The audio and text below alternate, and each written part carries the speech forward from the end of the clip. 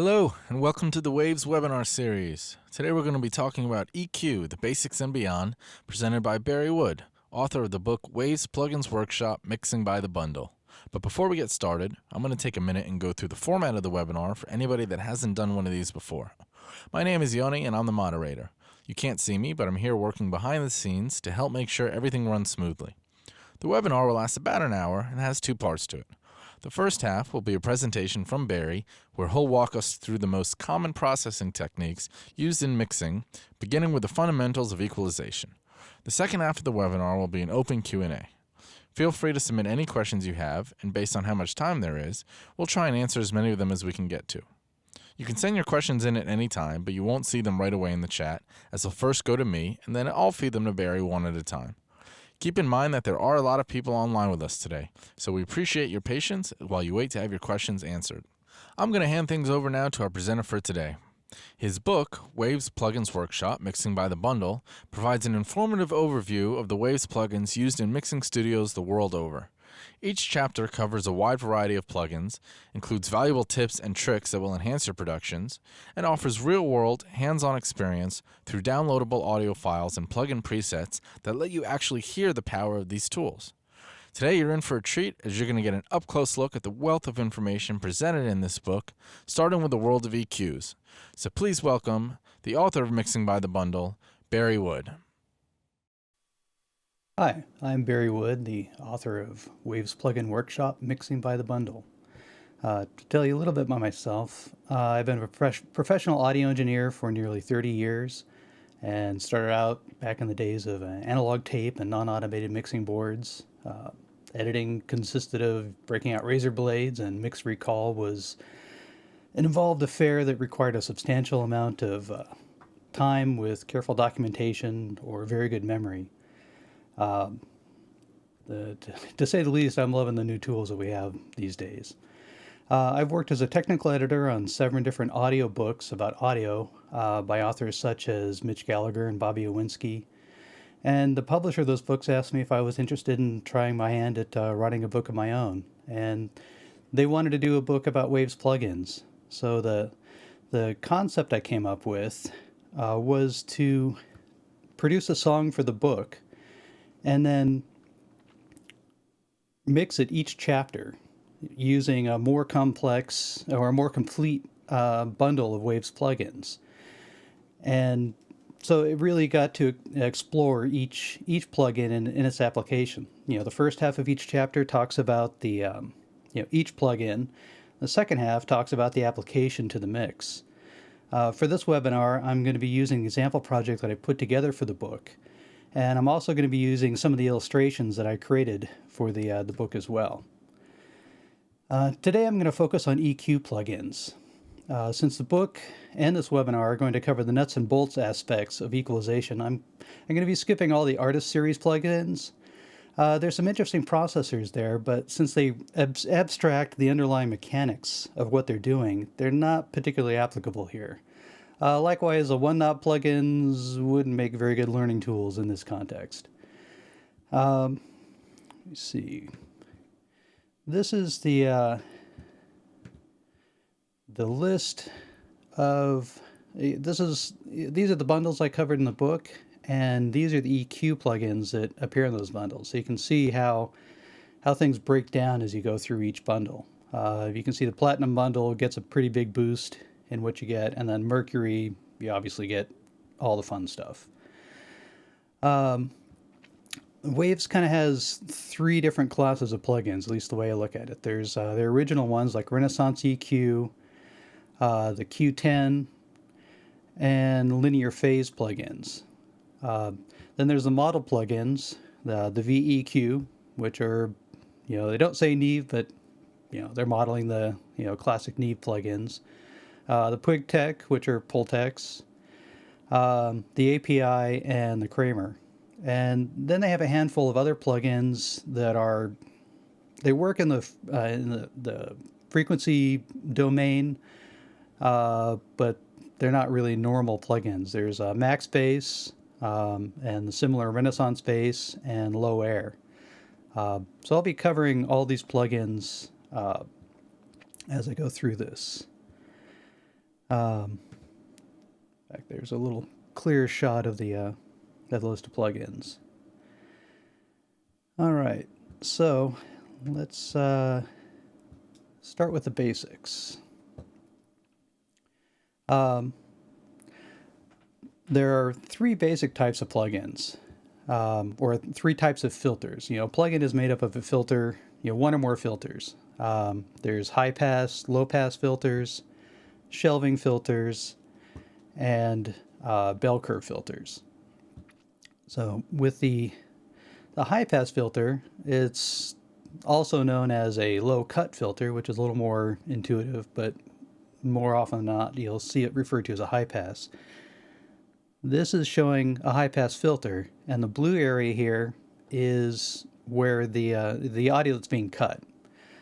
On the other end, you got the low pass filter or high cut filter, where everything in red here would be cut. The shelving filters, you basically pick a frequency, and everything from that frequency down is affected by the filter, whether it's a boost or a cut. And it can be a low shelf or a high shelf filter, boost or cut on either side. And then the other basic type of filter is a bell filter, where it's going to just affect a range of frequencies. In this case, you see this is a fairly wide cut, and this is a pretty narrow cut. Now, the width of the filter is what's referred to as Q, or bandwidth. With a very high Q, it's going to affect a small number of frequencies. With a low Q, it'll affect a wider range of frequencies. And the application is just going to depend on what's called for. So let's see these things in action. So this is a project that I created for the book. It all the tracks are downloadable from my site and the publisher site. And all the presets for all the Waves plugins are also available for download. So, with the book, you can follow right along and see exactly, listen to exactly what I'm talking about in the book. So let me play just a little bit of the intro here on its own so you can get an idea of what the basic tone of the song sounds like.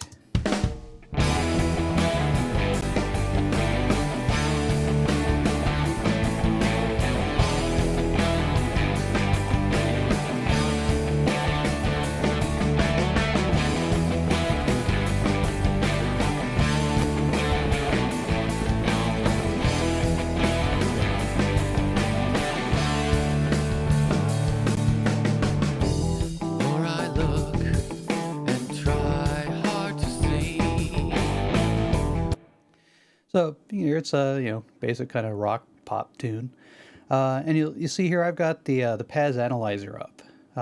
That can be useful in mixing.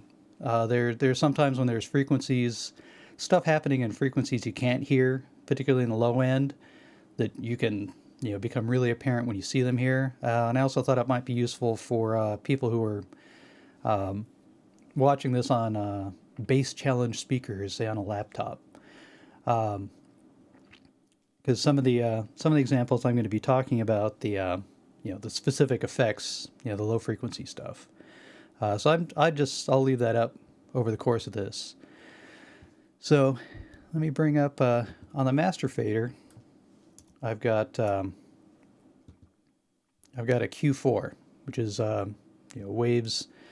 Actually, the first EQ they ever had, I actually used that back on the Audio Media 2 card a long time ago.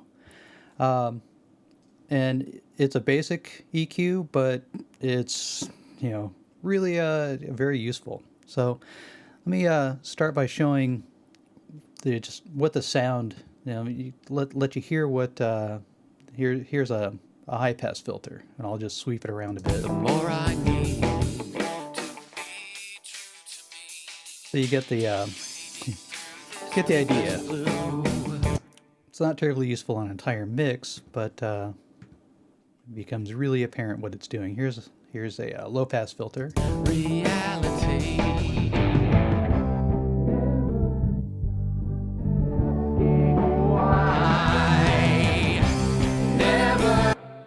So that could be sometimes that's a fun thing to put on the master fader for effect. Let me show you with Q10, you can choose, each of those basic filter types: high pass, low pass, high shelf, low shelf, band pass, or bell filter. Let me show you the low. Stop asking. Running aground, my sails all in tatters. Looking around. So that's a useful filter for shaping. If you just need to make things a little less bassy, you can kind of use a low shelf to pull that down a bit. Here's a high shelf.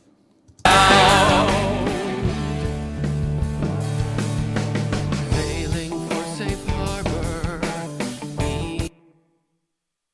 And you can see the Q here on this particular plugin with the low pass, high pass, and the shelving filters.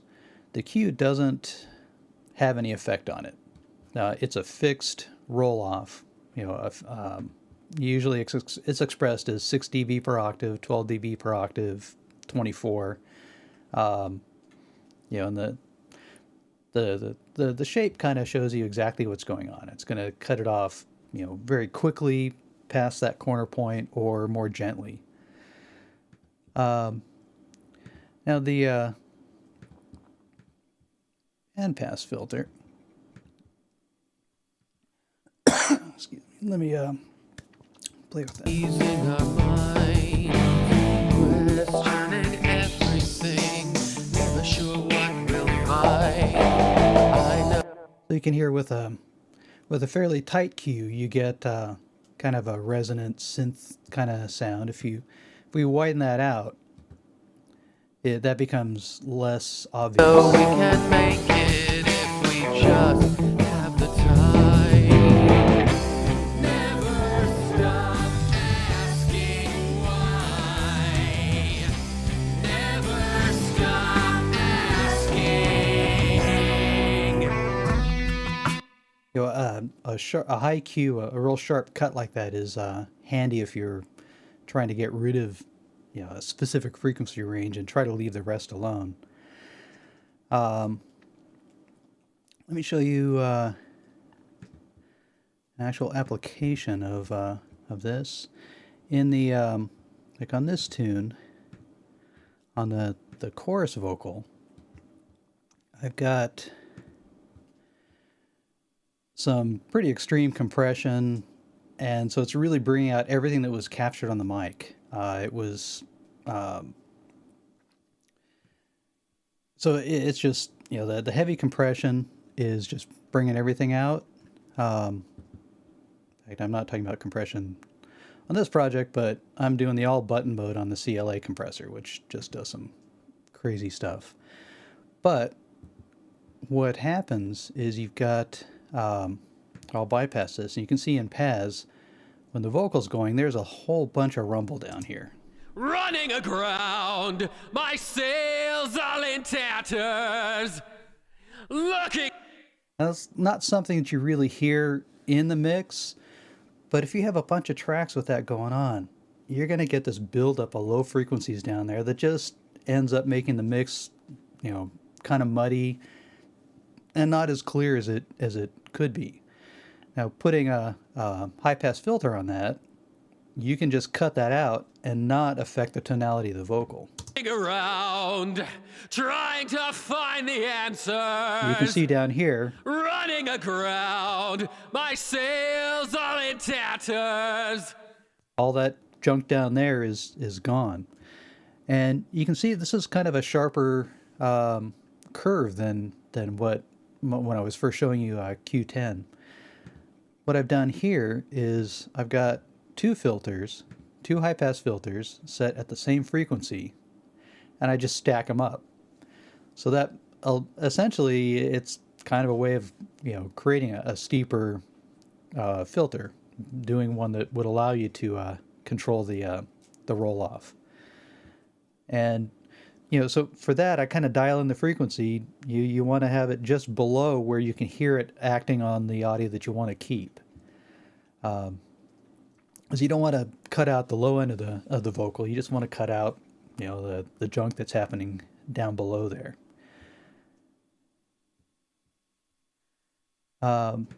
Another really useful part of filters is in a mix is making room for the various the various elements.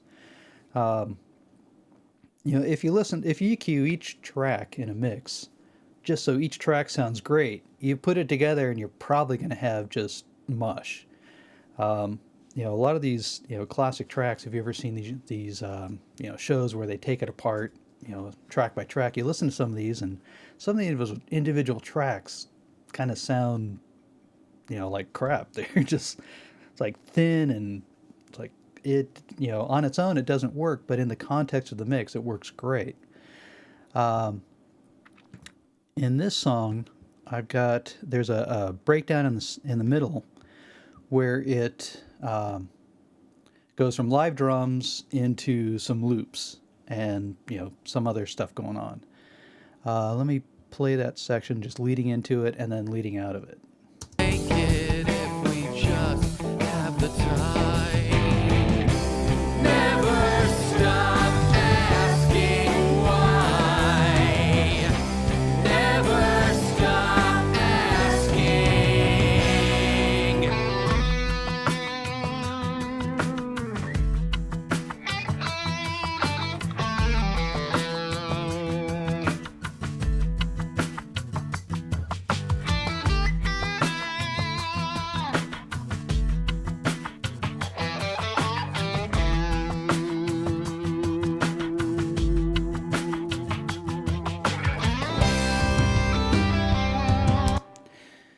So that kind of is a nice little change up.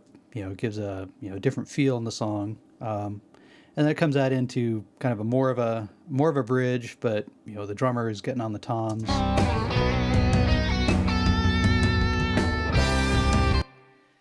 And I've got 3 different loops going, 2 for the entirety of that section, and then 1 that comes in the second half. And to make those work, it took a fair amount of EQ to get those to really work together. Let me bypass EQs and I'll just solo these. Here's one loop.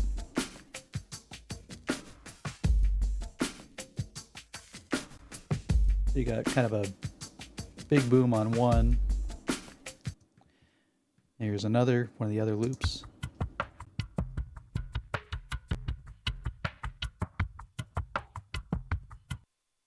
And then the third loop. You can see the bottom end, there's just huge kind of distorted sounding low end on that.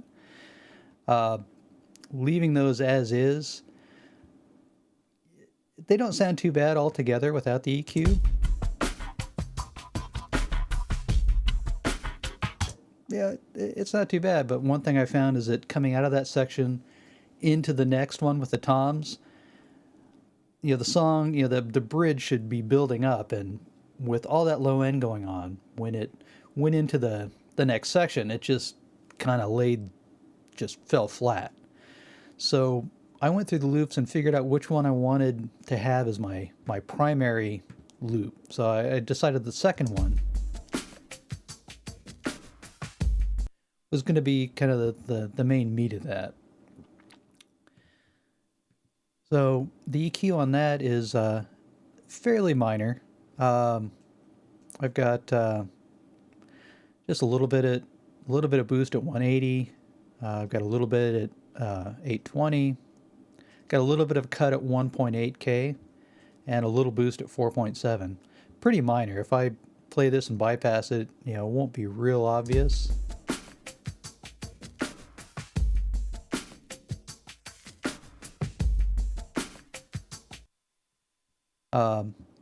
But the real EQ came in with the other tracks. Using the API, I'll go more into more in depth on these actual EQs in a little bit. But with this one, I've got at 100 hertz, I've got a 9 dB cut, so I'm just pulling out a lot of the bottom end. I'm also so you can hear this is with EQ engaged.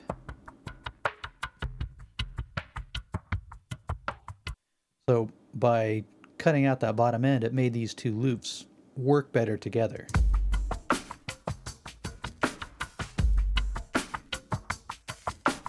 And that's part of what the little mid-range cut on the main loop was to get a little more space for the mid-range stuff happening in the other track. Now this third one, I'm using the Renaissance EQ. You can see right here, just slicing the bottom end out and giving it a real kind of mid-range, upper mid-range boost. So here's with it bypassed. And then with it in. Sounds kind of thin on its own, but putting all three together,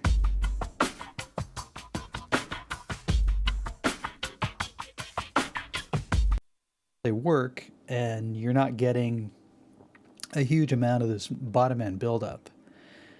And it also allows for an actual lift when the live drums come back in.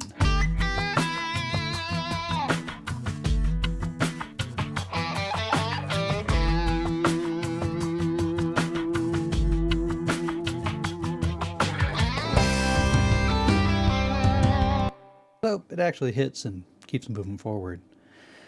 Let me talk about the Ren EQ a little bit. This is a great EQ. Unlike the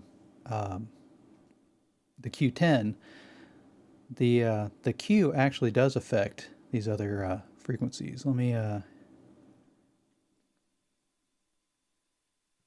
switch over.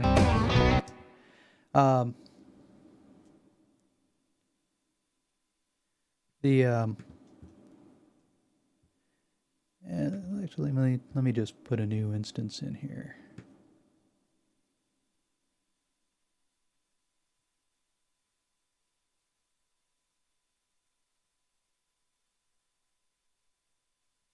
Okay, so similar to Q10, you've got your different shapes. This one's a little bit different. You got bell, low shelf, high pass, and then they've got a low resonant shelf, which actually adds a kind of resonant peak in there, which is kind of handy. You can do that by stacking up multiple filters, but it's kind of nice to have that as an option. And you see here, you only get the low shelf and high pass, and then up on the upper bands, you get the high shelf and the low pass. But if we put on the high pass filter, you can see the Q actually does affect how steeply that cuts off. And similar to that, the high pass, if we change the gain, you can see the Q does affect that. And you can also see that it's not just a smooth curve here. The Ren EQ kind of emulates what some analog EQs do. They're not these surgical digital EQs. There are kind of artifacts, resonances that get created. Like if we drop that down here, you can see you got the low shelf here. You're pulling this down 6 dB, but there's a little bit of a bump there, and that can be a real musically useful thing to have. The bell filters are pretty similar. One thing that's interesting about the Renaissance EQ is that when the Q is kind of dynamic. So you can see we've got a pretty wide boost here at the top here, with a wide boost with the bell curve. If you take that same cue, which at this point it's 1.17, you make that a cut and it actually tightens up.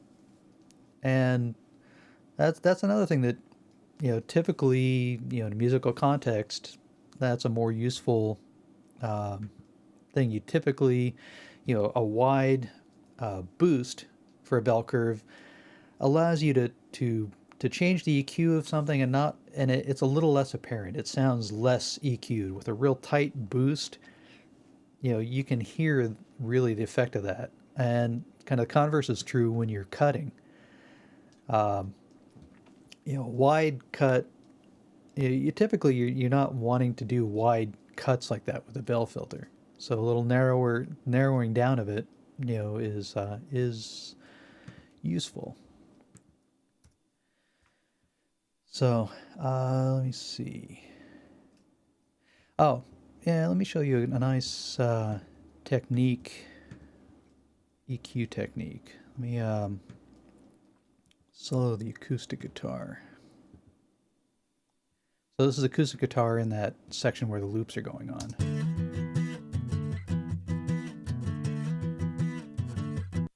Now, sometimes you've got a track where there's something you want to cut, but it's kind of hard to find it. A great way to do that is by just boosting it until it's killing you, and then you can find that and pull it down. So let me show you what it sounds like sweeping around a filter on this acoustic guitar.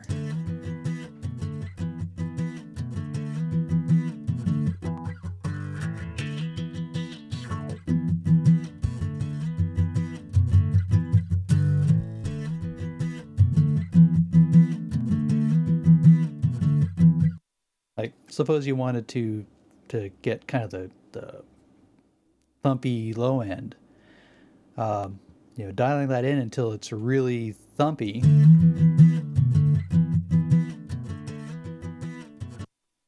Allows you to find the frequency, and then you can pull it down and get rid of it. It's a little harder to find that when you're just doing sweeping the cut around.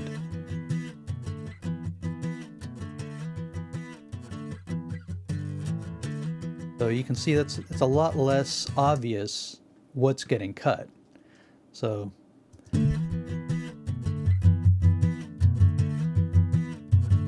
there, you can just hear the fingers hitting the strings there. So that was a tip I picked up years ago that I still use all the time. It's with using workstations like this, it's easy to get into the habit of mixing with your eyes, especially when you have tools like Paz where you can see. You might be able to go, oh, that's that frequency, or mixing, using the showing the all the waveforms. But it's it's still audio. It's you want to mix with your ears. So using doing tricks like that, where instead of just trying to look at a display or figure it out that way, listen to it, figure out where it is, and deal with it. Let me see. Okay. Let's talk about polarity. Here's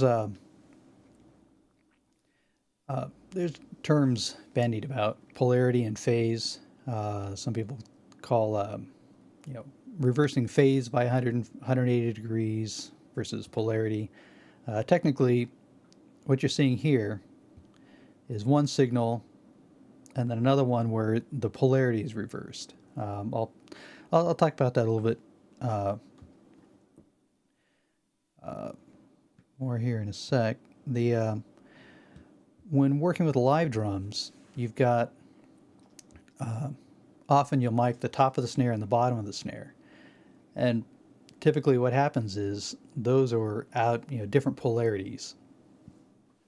And like here, this is zoomed in on the top snare track and the bottom snare track. You can see the waveforms are very different, but overall, you've got a number of sections, a lot of it that is out of phase. I mean, you see this big peak here is down below zero. This one's above zero. So if you just take the top and bottom mic and let it go as is, you're going to have, it's going to sound kind of thin. So let me show you the snare tracks here. I'll just solo the snare tracks. It helps if there's drums going on.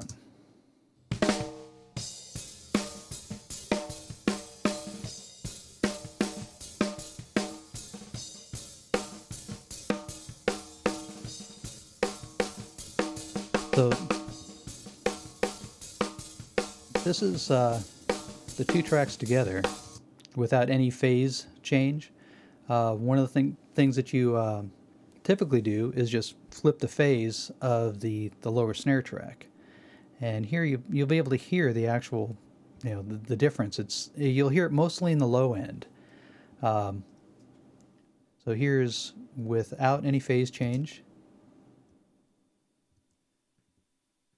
Like I said, here's without any phase change.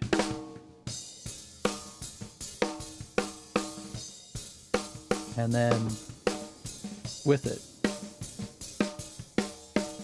there's a little more meat to the snare.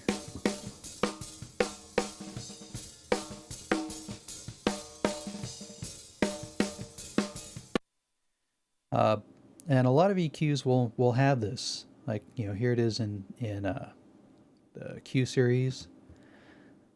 But on this snare track, I actually used the API. Did a little bit of EQ on the bottom snare track. The API plugin, the UI is a little confusing. This is normal polarity, and when it's dark, you've got the reverse polarity.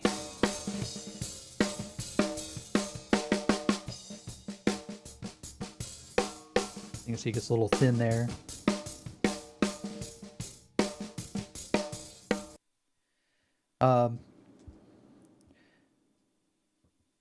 So here's back to phase and polarity. What we've just been doing is just reversing the polarity. It just takes whatever was above zero, flips it to below. So it just makes a mirror image. And if you actually take two identical tracks, invert the polarity of one of them, put them together, you'll get silence. That normally doesn't happen in the real world, but talking about phase, phase is often based on delay. So when you talk about a waveform, it goes through 360 degrees. So this is 90 degrees, 180, 270, back to 360 or zero. So you can see a 90-degree phase shift is going to put it somewhat out of phase. 180 degrees, will give you cancellation. It won't give you perfect cancellation, but it'll be, close to it. 270 is getting almost a wraparound again. And one thing about EQ is typical EQs, when you're EQing a section of audio or a band of audio, it's actually causing a little bit of delay in that. So you do get some phase shift. Sometimes that's a real musical, it can be a pleasant thing. Sometimes not so much, especially when you get a real narrow bandwidth. When you're really boosting or cutting a narrow bandwidth, that can cause some harshness in what you're hearing. Sometimes good, sometimes bad. In a mastering context, we'll often use linear EQs. Now, linear EQ uses a different DSP model. to do the equalization, and it doesn't introduce phase shift, which is more in mastering it. That's really important because if you want to just notch something or boost some narrow range, you don't want to cause phase shift. You want to keep the whole that phase shift of that frequency range can cause a change in the stereo field. It can not be a good thing. With the linear phase, you can really get in there and do surgical work and not really adversely affect the overall sound of the signal. All the To be true to me, wading through this deepest blue reality. Never stop asking why. you can when I boost it way up, it just gets painful. But you can actually you can see it getting 8 dB of boost in a pretty narrow range, and it's not causing the same kind of harshness that a normal EQ would use or create. The linear phase stuff is, I don't use it very often in mastering or in mixing, because sometimes that phase shift is does something cool for it. They got two versions: the linear phase broadband and the low band, which is for really for just dealing with stuff from 600 hertz and down. I don't think it goes any higher. No. So the other side, the other downside of the linear phase is that they do use quite a bit more CPU.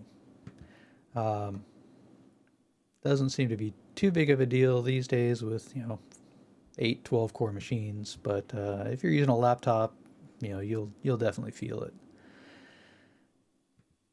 Let me see. Okay, yeah, the fun stuff, the modeled EQs.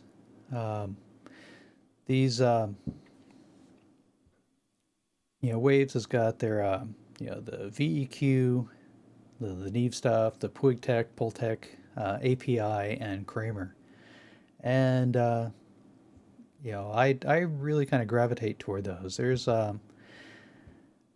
that's the comp. The EQs, you've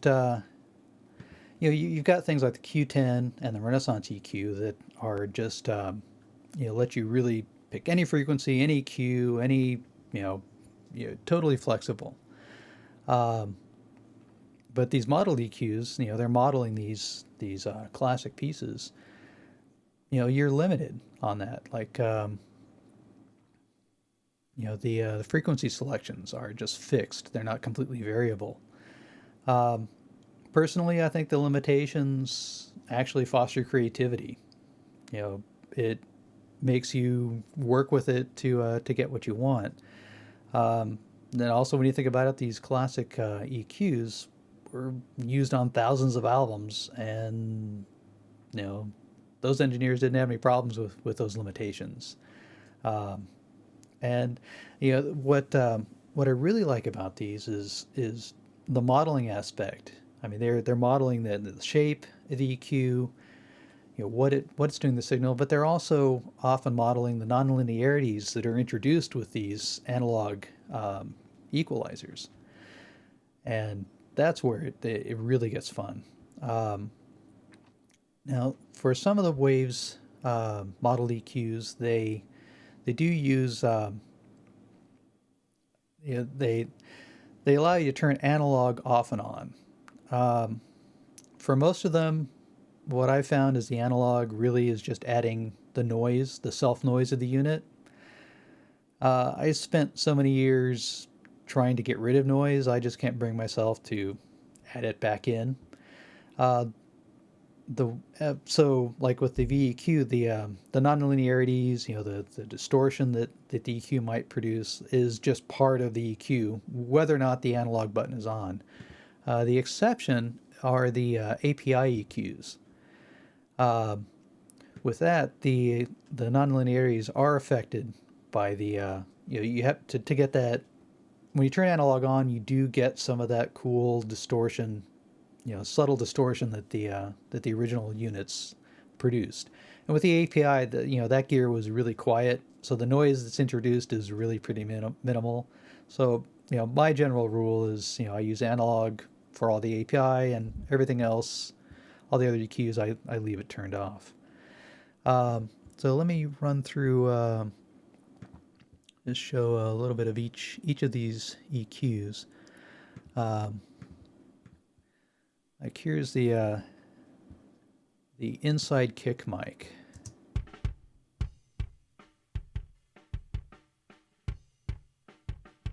And I'm doing not a whole lot of EQ on there, just boosting a little bit down at 35 hertz, so it gives a little more thump in the bottom end.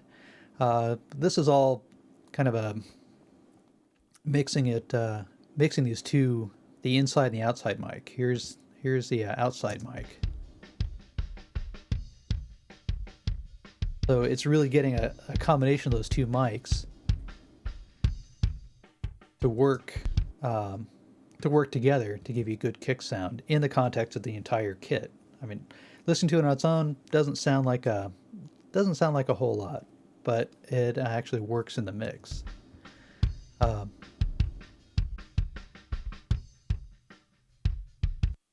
So you can see with the outside kick mic, getting a little more extreme. I got a 9 dB at 50 hertz, 3 dB up at 3 kilohertz. So I'm accentuating really the low end thump and the beater. Let me just solo that, and then so you can hear this. Here's without it.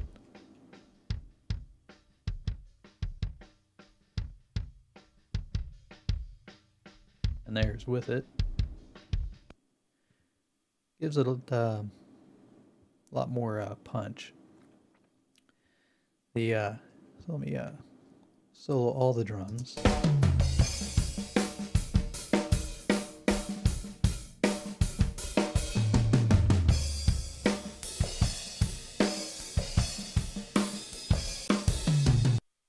So you bypassing it there, you can hear how the kick really lost some of its visceral impact. The API plugins, I love those on drums. They're kind of first call for me for drums. And like here's I got the 550. This is the room mic. It's actually stereo mic'd in the room.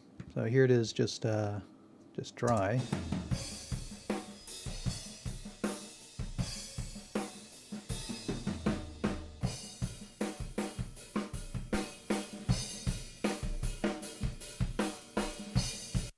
And then with the EQ in, you can hear it gets a little more, little punchier. You've got a bunch of boost going on here. Now 30 hertz, 240, 3K, 7K. And I'll let you hear that in and out on the entire kit. So here's without the room mic, and then I'll turn it on after I play it for a little bit.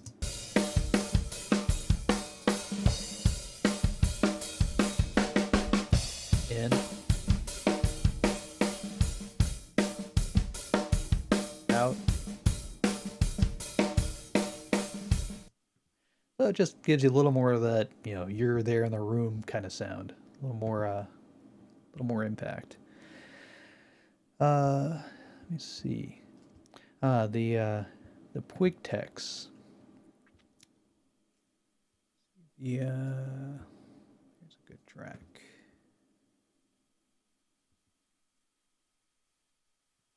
Now this is I love these the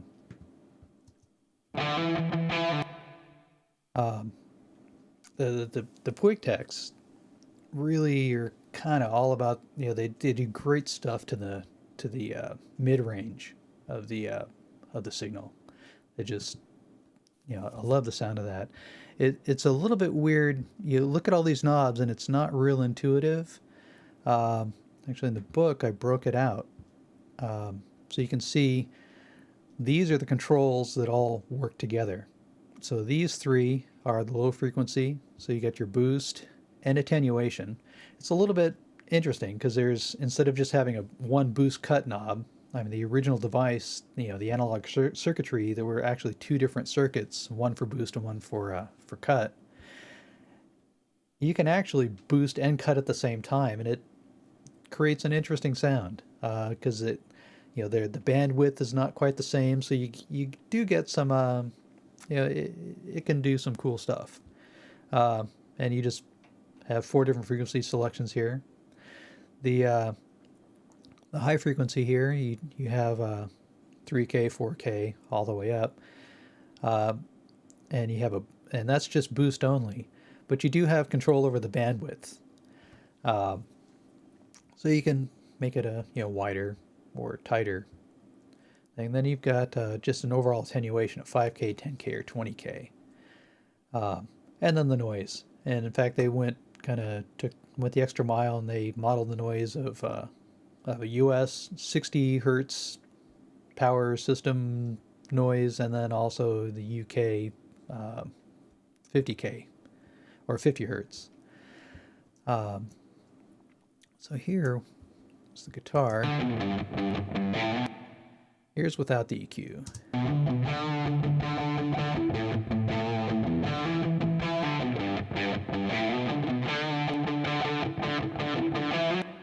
You can see it's really getting more of the kind of the grind out of that. It does a nice thing to it. Let me see, the Kramer is kind of a cool EQ. Place in the song where I'm using that.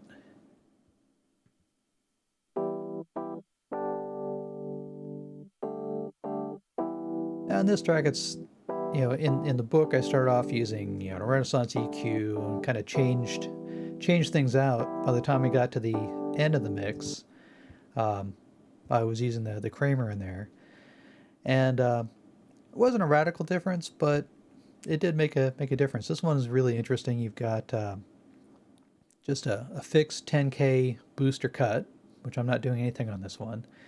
You've got a mid-range boost or cut, depending on where this little toggle switch is. And you have 700 hertz, 1K, 1.4. And then you have the low frequency is pretty unique. You've got either 3 dB, 6 dB, 9 dB roll off, or you select a frequency and do a boost at that frequency. So on this one, I'm cutting out some of the low end, giving a little bit of mid range, and the low end wasn't too bad, but it just thinned it out a little bit, gave room for more of the other tracks.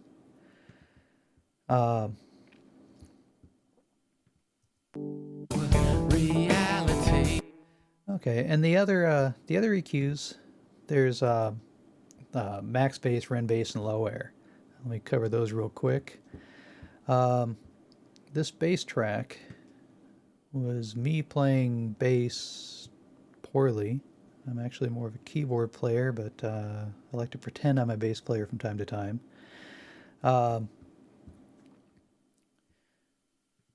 I'll bypass that so you can hear the bass track itself. I've actually already got a compressor and EQ going on here, but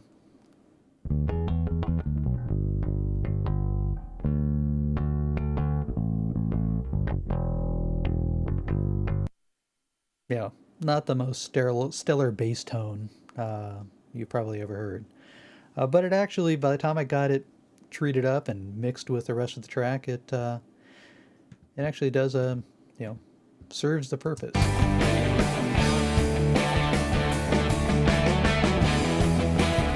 Sounds a lot better in context than it does on its own. Max Bass is a really interesting plugin. Its main use is to take the low frequencies and shift them up to the upper frequencies.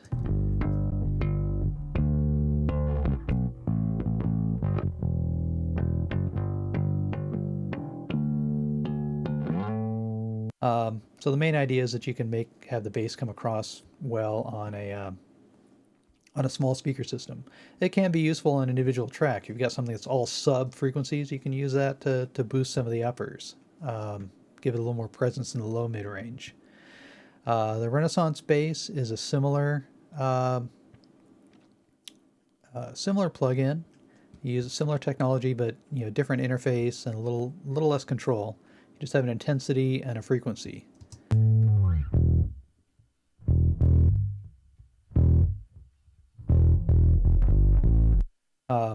Not something I'd choose for this track, but still can be interesting.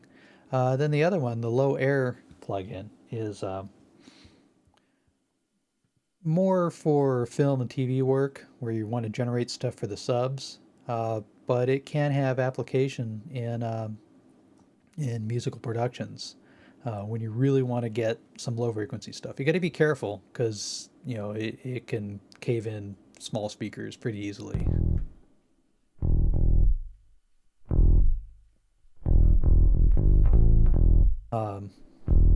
You can see in Paz here, it's just killing it down here, down 60 hertz and lower.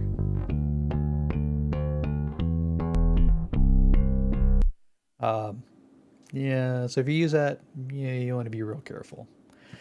So that's pretty much everything I wanted to cover here. Now I think we're at the point where we'll take some questions and see if I can answer them. Actually, we're already going a pretty good amount of time here, so just use the text chat and they'll see what you guys are interested in finding out.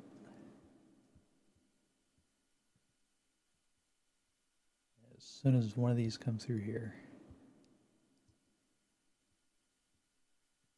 Never stop asking, running aground, my sails all in tatters.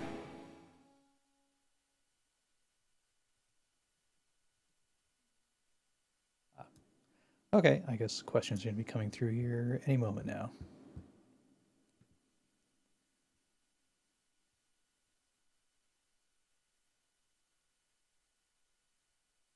Okay, I got something from Dream State Recording. In the days of vinyl, mixes couldn't have out-of-phase content because they couldn't be cut into a groove. What are some techniques to eliminate out-of-phase content in mixes? Yeah, with vinyl, it's the out-of-phase stuff. It was more for the low frequencies and the high frequencies. The high frequencies, the needle could deal with it. If you had stuff out of phase, or even low frequencies panned hard one side or the other, you can cause the stylus just to jump right out of it. For that, that's the Waves has a different tool. It's not EQ. I can remember the name. It's when you get all of them, it's kind of hard to find. But there's they've got a tool that allows you to pan, or deal with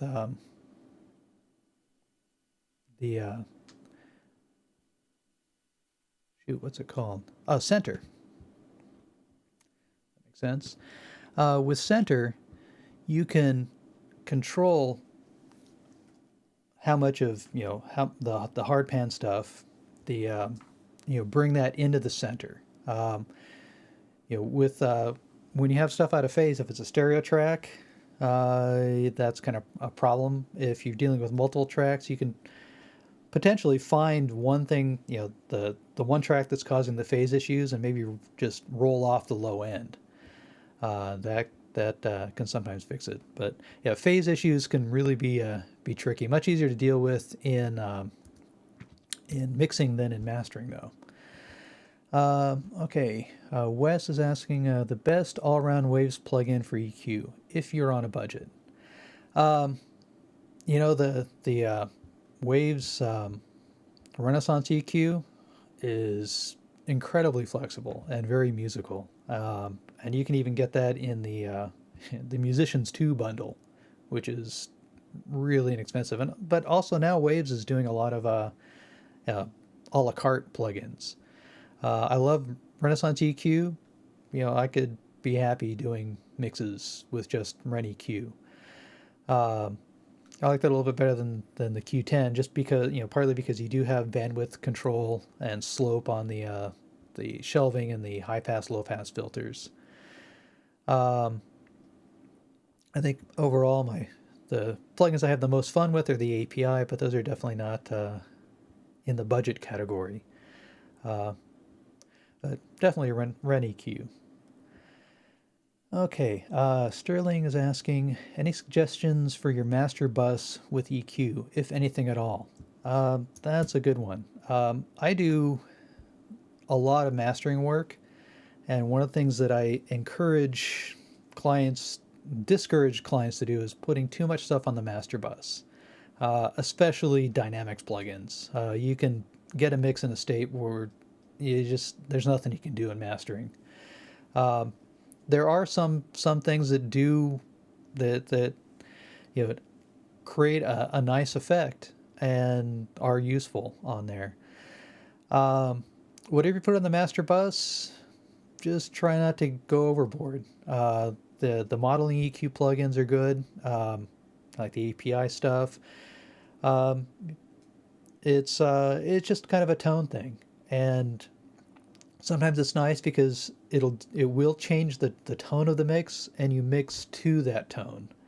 Sometimes a little bit of bus compression is good too. The API 2500 sounds great, but you only want to go a couple of dB. You don't want to go crazy because you'll drive the mastering guy mad, and you also end up with a mix that you really can't do much with later. Let me see. And we've got a question from Ashley Smith. Can you please talk a little about finding pockets for instruments using EQ and creating space across the frequency spectrum for each to sit? There's two main tools to use to make the mix all work together. There's EQ, three: EQ, volume, and panning. In this mix, I'm not going too crazy with panning. I've got, there's a couple of main guitar tracks. So there's chords, and then there's pick guitar track. I got those kind of panned off a little bit because they're in a similar frequency range. And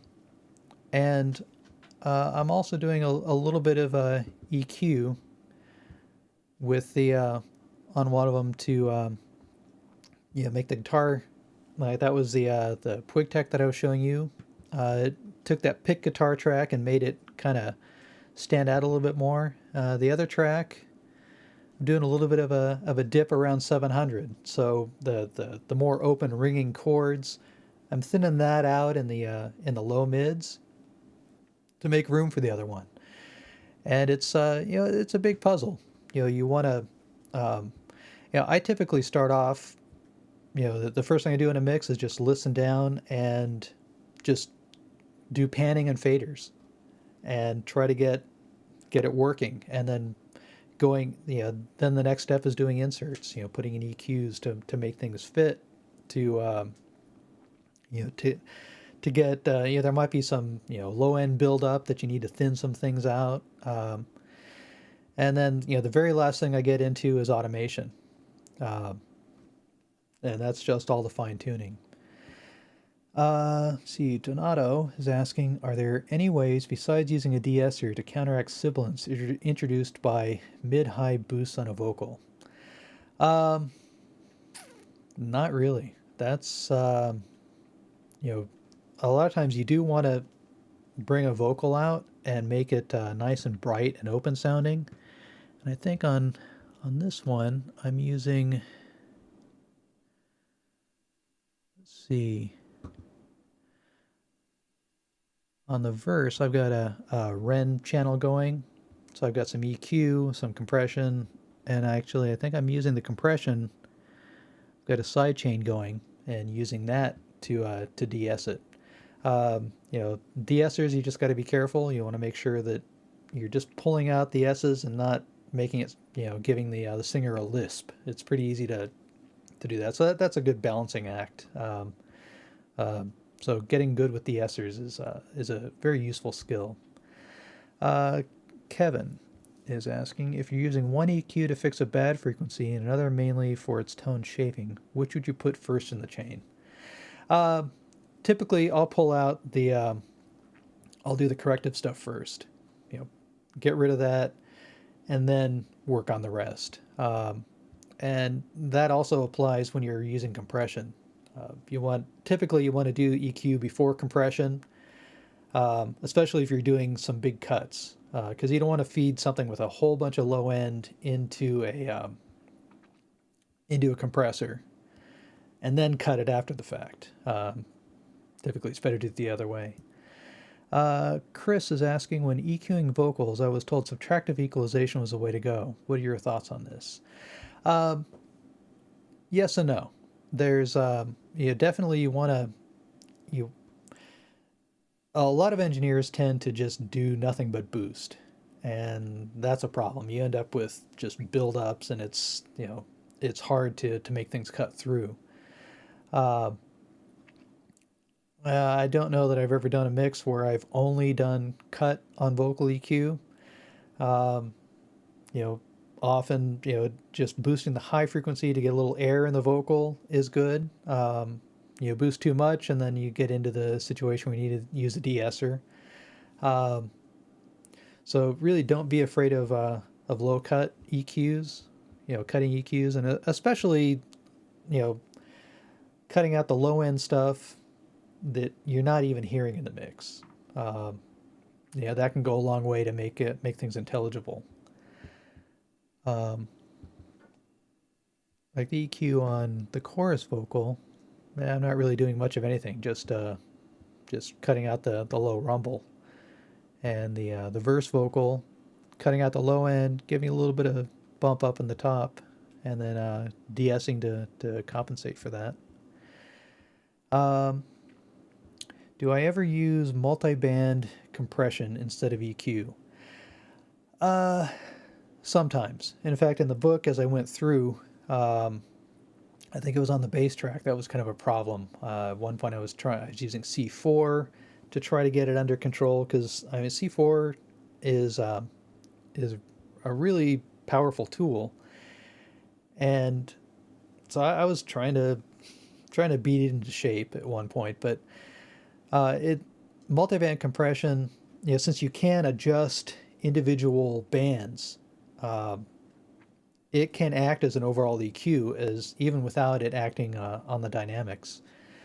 I use that sometimes in mastering. It's hard to use that. It really, you have to be very careful, because a little bit of that on a master fader is going to completely change the balance of things. So that's kind of it. Sometimes I use the linear multiband compressor, but just fairly mildly.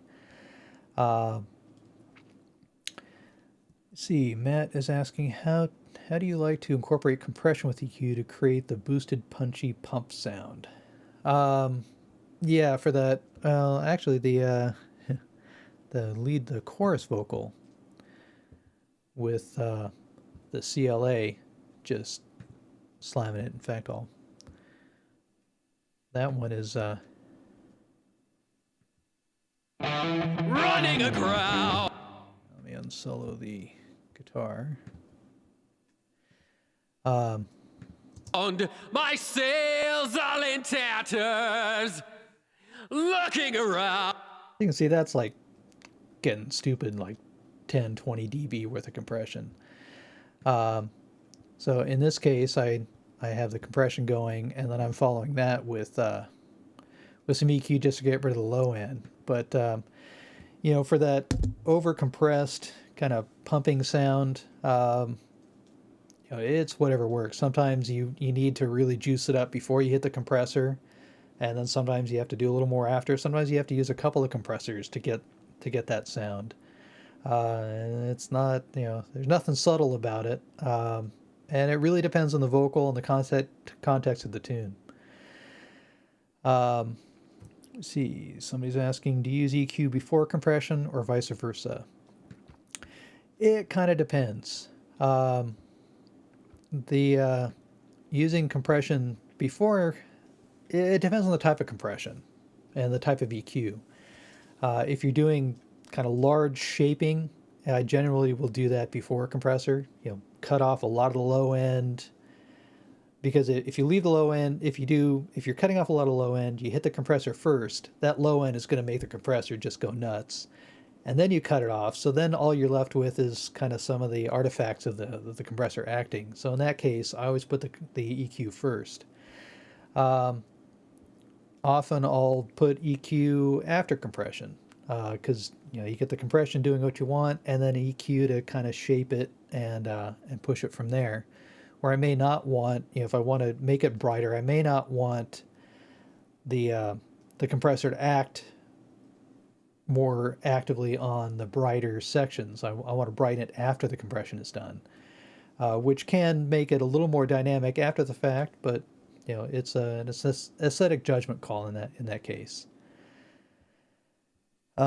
See, Jeff is asking, with such a wide variety of EQs to choose from, it's not always clear to me which one to pick for a particular situation, as many of them look like they are doing roughly the same thing with just different approaches. Do you have any rule of thumb, or you just learn from experience how nuances of each specific EQ plugin colors the tone and the sound? Pretty much the latter. You just kind of start to get a feel for things, and historically, when you read about like the Pultecs, they're kind of famous for being used on electric guitars, and you start using an electric guitar and you can hear it just immediately. It's like, okay, yeah, this is just it does great things on there. The APIs are really useful across the board. I really personally like those on drums because of the nonlinearities, the distortion that you create sound great on drums.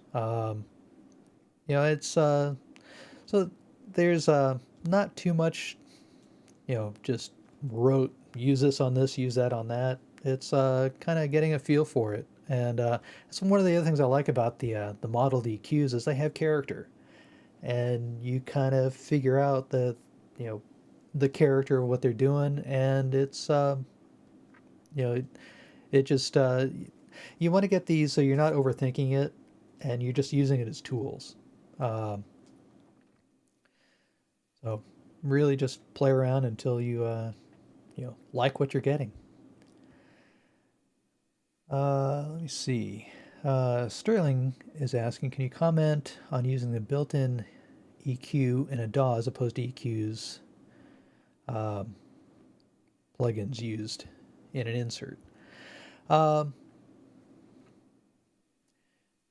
Yeah, well, that kind of ties in with Jeff's question about picking EQ.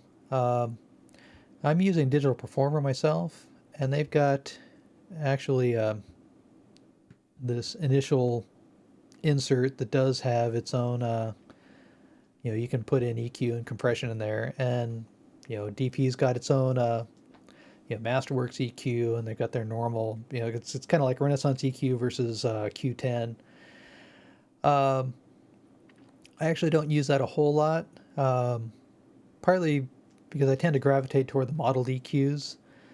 But I wouldn't really hesitate to, especially if you're doing something where you just, okay, let me cut off some of the rumble here, do a little bit of corrective thing up front. Those work just fine. But I tend to, kind of mix and match the insert order. Sometimes I'll try EQ and then compression, not like what's going on, flip them around, readjust. So the built-in EQs, if you're talking about those that insert prior to everything, that's a consideration. As far as using the built-in EQs in general, just a aesthetic judgment call. Whatever you're comfortable with, whatever sounds good. Isis is asking, I'd like to know more about Ren Channel. Red Channel, it's a personal thing. I tend not to really gravitate too much toward the channel plugins, but they are really useful. Ren Channel packs a lot in there. You've got EQ, and you've got compression, and you've got different flavors of compression.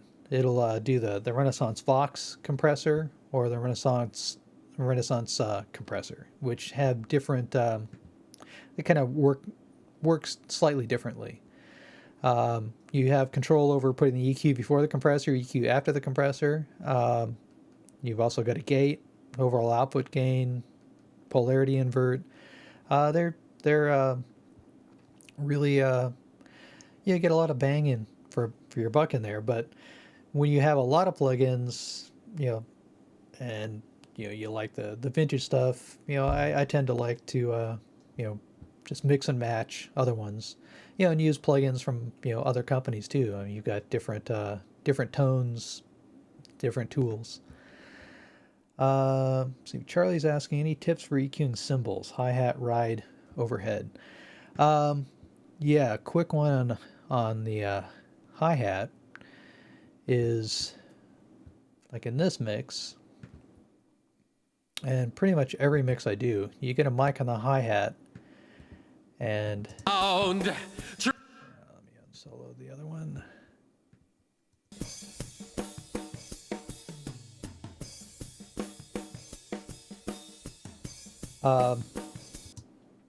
There's generally enough hi-hat coming through everything else that you really don't need much on the hi-hat mic itself.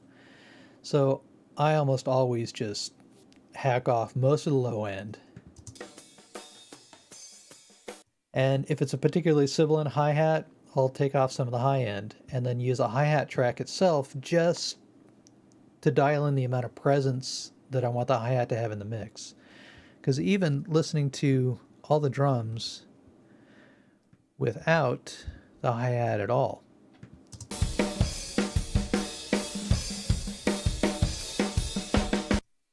it's pretty much there. You want to be careful boosting frequencies on overheads. It can get real harsh real quick, and it's also kind of hard to cut frequencies effectively without making it sound dull. Sometimes I'll use a de-esser on an overhead or a cymbal track. If they're real spiky, de-esser can do wonders. The Waves Trans-X plugin, if you've got real sharp attacks, that can be nice. See, Brian is asking, I like my mix to have a very analog warm feel. I grew up in the late 70s, early 80s. What plugins do you recommend on the master bus for this feel? That's as when I mix, I tend to leave the master bus alone.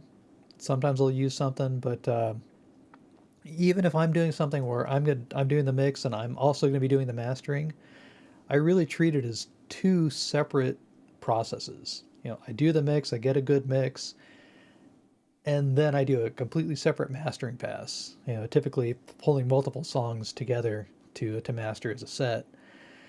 It's a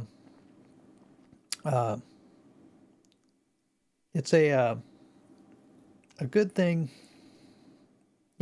just for one thing, to have a good archive mix, an unmastered, unadulterated mix. So years down the road, you can actually remaster it, and you're not just stuck with whatever you happen to throw on the master bus.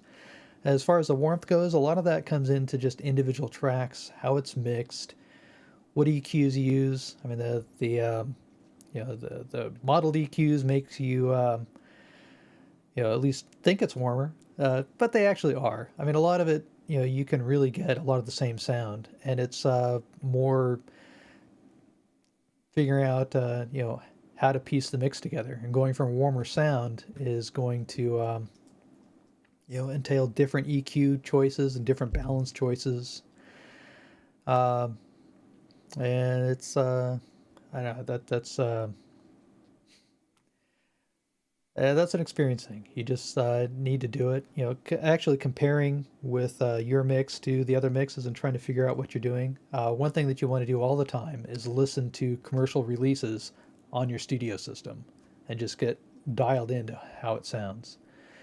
Okay, so we're going to take the last question here.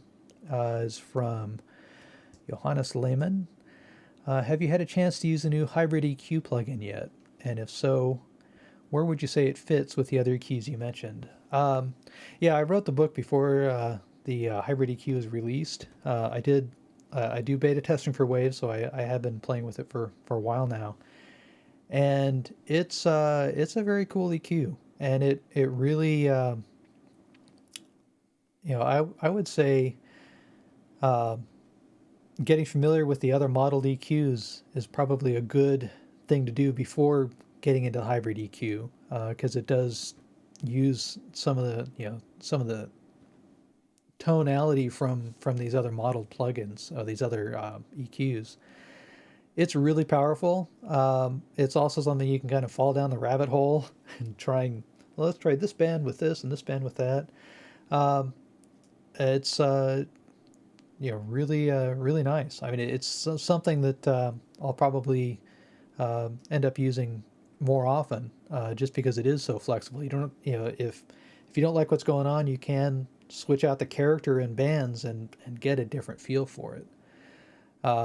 So that's it's a very cool EQ. And kind of across the board. Well, I think we're pretty much done here. Thanks for tuning in. My website, if you want to check it out, is otherroom.com. All the track that I was playing here, all the individual tracks for that are downloadable. Information you can find at wavesbook.otherroom.com. You can download the tracks. You can download all the Waves presets. And there's links to places where you can buy the book, Amazon, and so on. And I think we're about here. Thanks again. I hope I was able to pass on something useful. All right, that concludes our webinar for today. Thank you, Barry, and thank you all for taking part. We hope you enjoyed it. If you're interested in more information about the interactive book, Waves Plugins Workshop, Mixing by the Bundle, please visit sound.org. Okay, that is it. Thanks again, Barry, and thank you all for attending. Have a great day, and we hope to see you at the next one.